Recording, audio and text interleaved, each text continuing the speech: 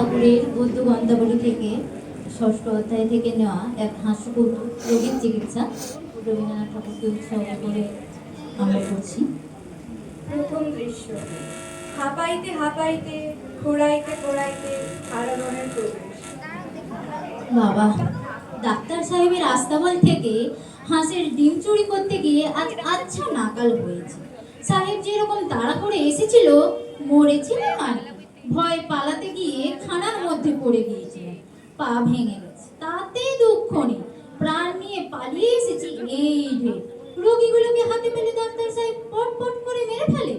আমার কোনো ব্যবসা নেই, আমাকেই তো সেরে ফেলবার জো করছিল। এবারে রোজ রোজ আর হাঁসের ডিম চুরি করবো না, একেবারে আজ তো হাঁস চুরি করবো। আমাদের বাড়িতে ডিম পাড়ে। ওই রে, বাবা এসেছে। আমার একটা পা খোড়া দেখলে মারের চোটে বাবা আর একটা পা খোড়া করে দেবে। হারু, আগে তুই খোঁড়াচ্ছিস কেন?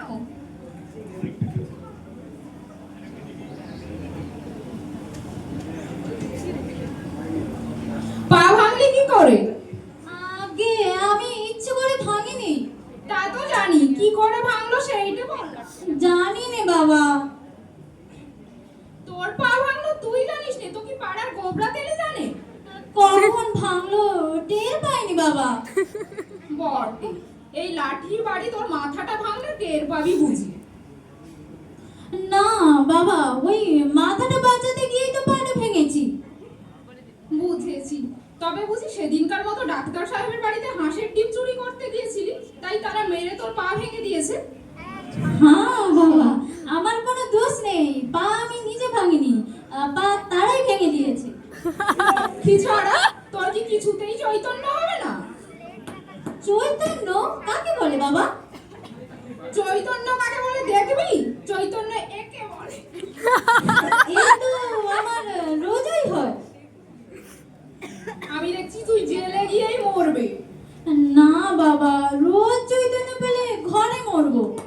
না, তোকে আর পেরে উঠলেম না। বাবা, তাল এনেছো কার জন্যে? আমি খাবো? এই খাও। এ তো ভালো লাগলো না। হারু, তোর জন্য তালের বড়া করে রেখেছি, খাবি? আর ঘোরাইতে ঘোরাইতে হারাধনের প্রবেশ। ডাক্তার সাহেবের আস্তাবলে হারাধন মাছ চুরি করারই প্রবৃত্ত।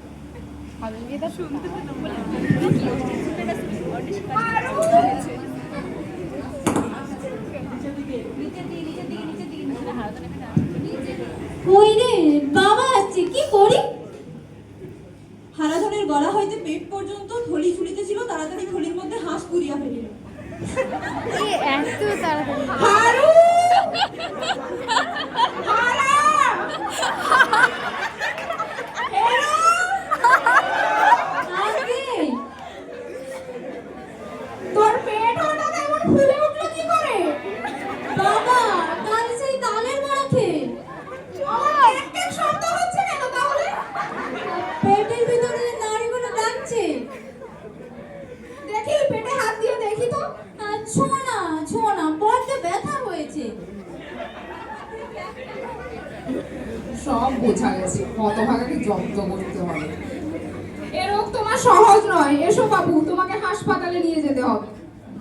না বাবা, এমন আমার মাঝে মাঝে হয়, আপনি সেরে যায়।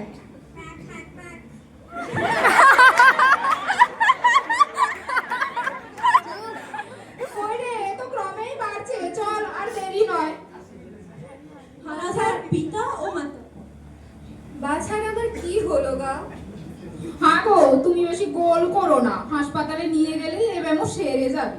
আমি বেশি গোল করছি না তোমার ছেলের পেট বেশি গোল করছে? এই যে হাঁসের মতো ক্যাক ক্যাক করে। বাবা হারু, তোকে আমি হাঁসের ডিম খেতে দেব না, তোর পেটের মধ্যে হাঁস ডাকছে, কি হবে? বাবা, ও হাঁস নয়, ও তালের বড়া। হাঁস তোমাকে কে বললে? কখনো হাঁস নয়, হাঁস হতেই পারে না। আচ্ছা বাজি রাখো, যদি তালের বড়া হয়।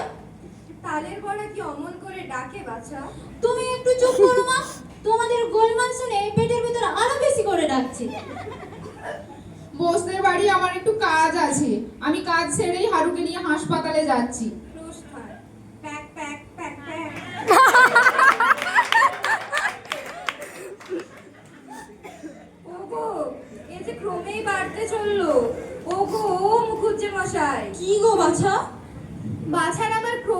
কাঁদতে লাগলো।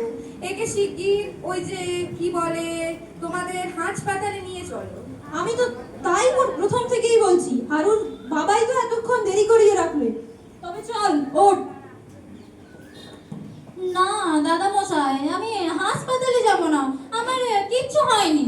কিছু হয়নি বটে, তোর পেটের ডাকের চোটে পাড়া শুদ্ধ অস্থির হয়ে উঠলো। পেটের মধ্যে বাত, শ্লেষ্মা, পিত্ত তিনটিতে মিলে যেন হাঙ্গা দাঙ্গামা বাঁধিয়ে দিয়েছে। বলপূর্বক লইয়া যাও। তোমার পেটে কি হইয়াছে? কিছু হয়নি সাহেব, এবার আমাকে মাফ করো সাহেব, আমার কিচ্ছু হয়নি। কিছু হয়নি তো? একই তোমার আমি সমস্ত বুঝিয়াছি। তোমার গান ছুঁয়ে বলছি সাহেব, আমার কোনো ব্যায়াম হয়নি, এমন কাজ কখনো করবো না। তোমার ভয়ানক ব্যায়াম হইয়াছে।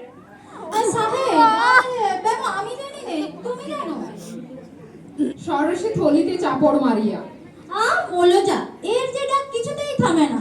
তোমার ব্যায়াম হইয়াছে, ছুরি না দিলে সারিবে না। পেট চিরিয়ে দিতে দাও।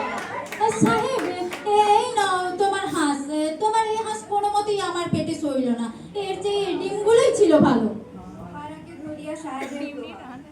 সাহেব, আর আবশ্যক নেই, আমার ব্যায়াম একেবারেই সেরে গেছে।